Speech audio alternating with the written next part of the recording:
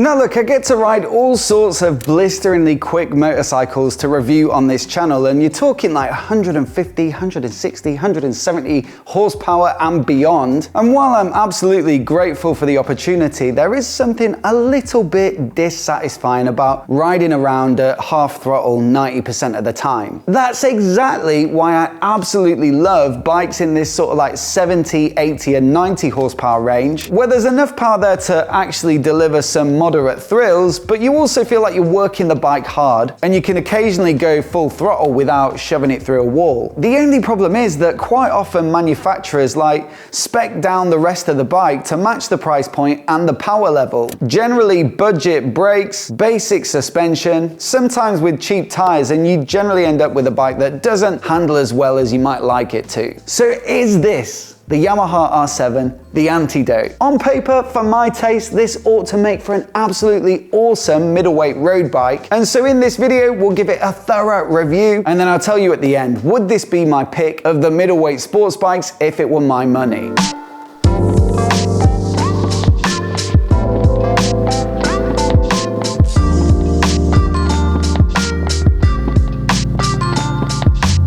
But before we get started, a massive thanks to D'Agostini for sponsoring this video. Just look at this thing. Probably the best, most detailed model motorcycle I think I've ever seen. It really is quite weighty, and there are some awesome little details like the chain, the proper rubber tires, and look at these little Brembo branded levers that actually work, and the foot controls. Now, anyone that knows even the slightest thing about motorcycles will know straight away that this is a Rossi replica, specifically his YZR M1 that was raced in the 2016 MotoGP World Champs. But perhaps what's less obvious is that you can actually build this up yourself from scratch by subscribing to D'Agostini's series of magazines. Each month you'll receive some parts to continue the build, along with the magazine issue, each of which retraces Rossi's sporting career that spans over 25 years of victories. It's such a cool project, and there are some brilliant bonus gifts along the way too, and so check out the links in the description below for more information, as well as a discount code specifically for my viewers. So once again,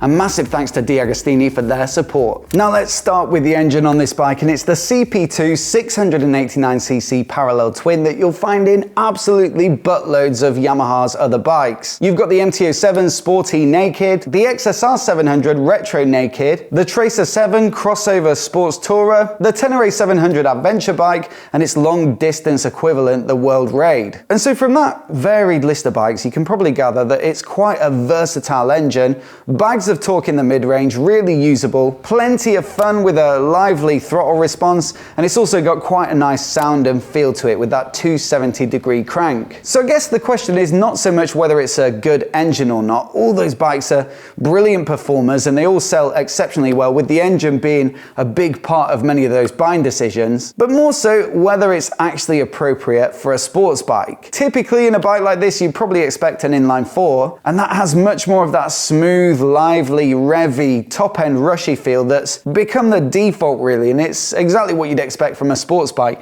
not so much a grunty, growly parallel twin. So yeah, I will say it does feel a little unusual at first. It's a really capable, sporty chassis, a sporty riding position as well, and then you just feel like it's had an MT-07 engine slapped in there, which is exactly what it is. But I think the more you ride it, the more you can appreciate it, and also specifically for the road at speeds from 0 up to the legal limit, what it actually does give you is a very usable and approachable but still fun delivery of power. Would you get that from an inline 4? Well, they do tend to feel a bit gutless in the mid-range, whereas this feels like it's happiest in the mid-range, and so the result at those speeds is actually a pretty entertaining ride. Now, I haven't personally ridden it on track, but I think at 72 horsepower peak and 60 odd newton meters of peak torque, you're probably going to expect that corner speed is where you're going to get your satisfaction rather than just giving it the beans on the straights. And maybe for the more experienced rider, you're going to miss some of that top end power that you can get elsewhere. But as a sporty bike for the road, I've had loads of fun with it, and the engine is a big part of that. The only thing I wish is that it sounded a little more free flowing, but that's something you can easily fix.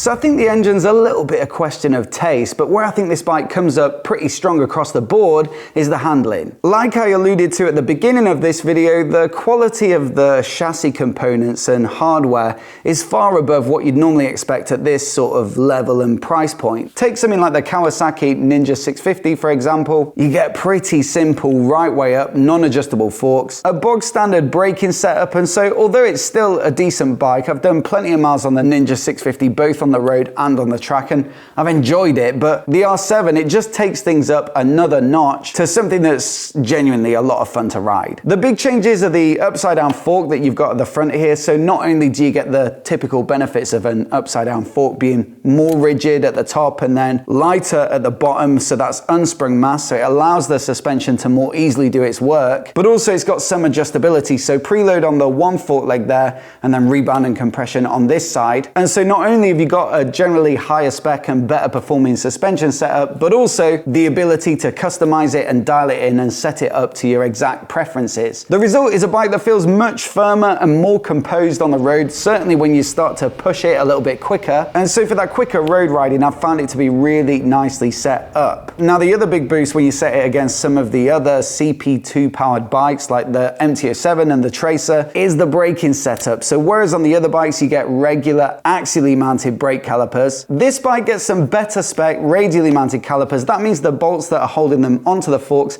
are in parallel with the direction of the wheel, and that should give you less deflection under braking, so it should give you a crisper feel at the lever and a little bit more of the feeling of power. Plus you've got the radial Brembo master cylinder, so again the piston goes towards the lever rather than along with it, and again the idea is that you get more feel and a crisper feel. Now it's not quite the full Brembo superbike setup that you get on some more premium bikes, but it definitely is a big step up from stuff like the MT-07. And although I haven't ridden it on the track, so I don't know how it quite feels when you're continuously hammering it into a corner, you know, to me it feels like plenty of power and feel for road riding. Plus you've got decent tires, so Bridgestone S22, so plenty of grip, and then the bike weighs in at about 188 kilograms curb, so nice and light and agile, and the whole package just makes for a great handling bike, especially given the price point. But I think my favorite thing about this bike is the riding position. A lot of other middleweight budget sports bikes are quite compromised in the riding position. The bars are a little bit too high and far back, and they feel much more similar to like the naked equivalent as they do to like a proper sports bike. That means you can't quite get into that more aggressive sporty riding position, and it can feel quite unsatisfying to ride a bike like that quickly when you feel like you just sat upright. So the seat feels like it's relatively high. The pegs are nice and high, so you've got decent clearance. And then the bars, they're not those little clip-ons that rise up, so they're almost like nearly as high as flat bars. These are genuinely nice and low, and you really do feel like you can get into that tuck. It isn't as extreme as like a proper full-on larger capacity or more premium sports bike. I rode it for 2 hours to bring this bike back from Yamaha's garage on the motorway, and I actually found it surprisingly comfortable. I was kind of dreading it, but actually it was not too bad at all. And you've got a decent fairing as well that you can get down and tuck behind, so all in all it feels like a nice compromise between something that is sporty but also usable on the road. Perhaps the only area where it does come up a little bit short is the tech, and maybe you wouldn't have said that a few years ago when the CP2 bikes were in their prime, but more and more recently you're finding new techie features on bikes at every different price point, and so the fact that this is super stripped back in terms of the tech maybe leaves it feeling a little bit basic. You do get an inverted LCD display, which is decent enough, and then you've got ABS, but that's pretty much it. There are no riding modes, no traction control, no lean sensitive rider aids, no mobile phone integrations with the dash. This is always a contentious point though. I think some people love to get as much value for money as they can in terms of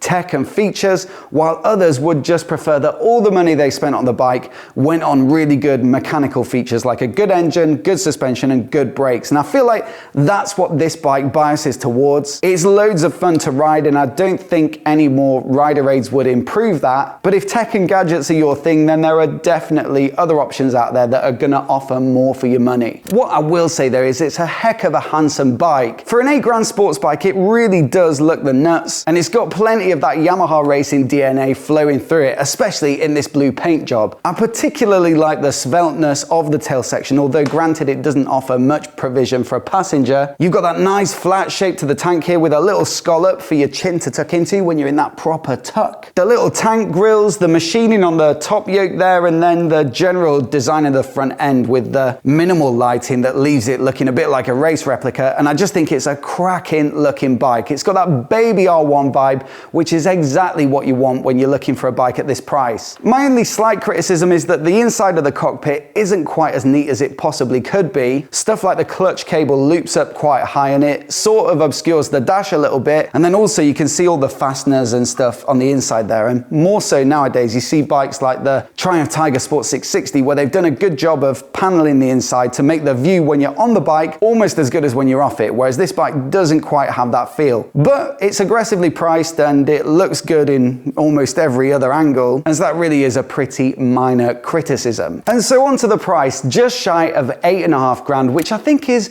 pretty decent value for money for what you're getting. Like I say, it doesn't have the most tech out of any bike on the market, even at that sort of middle to affordable pricing tier, but I think for the riding experience you're getting and for the handling and the way it makes you feel when you ride it, it's absolutely a fair deal. Definitely worth the extra 1,200 quid or so upon the MT-07. You get much better chassis components, and so if sporty riding makes up a decent amount of your usage, then I think it's absolutely worth it. Also comes in a little bit higher price than something like the Ninja 650, and again, I think it's absolutely worth it. It's a much better ride in terms of that sporty style, and I think the engine's a lot more appealing as well with the 270-degree crank. The only bike I would consider is whether it's worth paying a couple of grand more for the Aprilia RS660. Similarly sporty and not that much more expensive, and you do get a lot more tech for your money, and it's a beautiful looking bike, but you don't get the sort of renowned Yamaha reliability, and so yeah, it's a pretty tricky call. I think in the middleweight sports bike market, those would be my two picks, but I'm not quite sure which one to go with. I think I need to do a head-to-head test. As always though, I'd love to know what you think of this bike down in the comments below, and if you're new here and you want to see more videos like this, hit subscribe, and I'll see you in the next one.